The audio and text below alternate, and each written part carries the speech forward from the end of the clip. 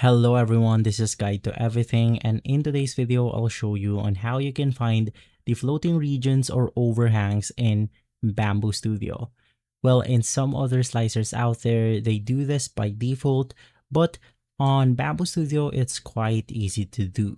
The first thing that you want to do is to navigate through this arrow right here, right beside the file icon on your Bambu Studio, and then you want to click on the view option. And all the way below our screen, we then have the show overhangs option, or you could press something like Control L by default. So from there, this will then show you the floating regions on your models and also the overhangs on the Bambu Studio slicer. And so if this video has been helpful, leave a like, subscribe, and as always, follow us for more videos like this. Thanks for watching.